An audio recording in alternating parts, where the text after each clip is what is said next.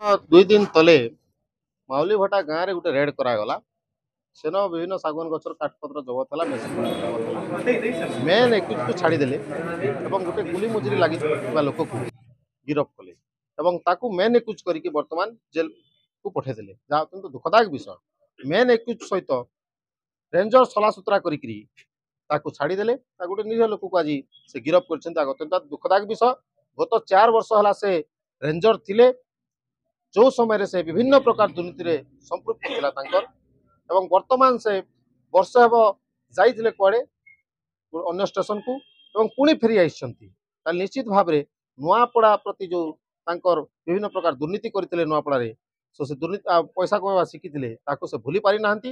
पुणी से नुआपड़ा को फेरी आइछंती तांकर दुर्नीति करिया को। एवं प्रथम उदाहरण स्वरूप से एई केस रे गोटे निरीह लोक को फसे देकरी जो संतराम साहू अच्छी ताकू छाड़ी देइछंती एवं मोर अनुमान होची जहा से निश्चित भाव में किछि मोटा अंकर पैसा नहीं को ताकू छाड़ी देइछ। तांकर परिवार जहा अभियोग करूछंती जो लक्ष टंका मांगिथिले बोलिकरी एवं परिवार भी मते कहले जा अत्यंत दुःखदायक विषय। हमर दाबी अछि विनीता भोई जो रेंजर अछि तांको तुरंत उड्र करा जो नुआपड़ा रेंज रु एवं तांको गोटे इनक्वारी बसा जाऊ एवं जो संतराम अछि तांको गिरफ्त करा जाऊ। गतकाली परदिन गोटे केसटे धराइला, गोटे घर रेड होता और से घर आम काठ सामग्री पाइलु। मेन एक्यूजटा घटनास्थल पलैले, सहित जी कम करते आम अरेस्ट करके खाली कोर्ट फरवर्ड कराई। एमाने कहते तो आप मुख्य आसामी को छाड़ीदे आउ निरीह लोक को फरवर्ड कर सत कथा नुहे। आम आमर ड्यूटी आम करूँ ना आम एप्लाई करू एनबीडब्ल्यू पे।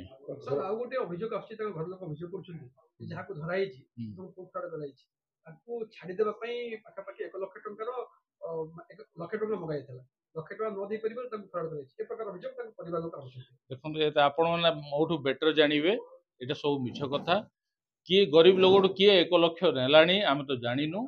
आपण माने बेटर जानि पाम सर आ गोटे मिछ फॉरेस्ट रेंजर बिंता भाई आसी कि नुआ पुणी जॉइन करिया पूर्व थे विरुद्ध दुर्नीति अभियोग आछन्ती এবং ताको बदली दाबी करछन्ती। देखो सेटा सरकार दायित्व से किए कोठी काहा को पोस्टिंग करबे तांको ऊपर रहउची, हमें तो कहि परिबोनी ना।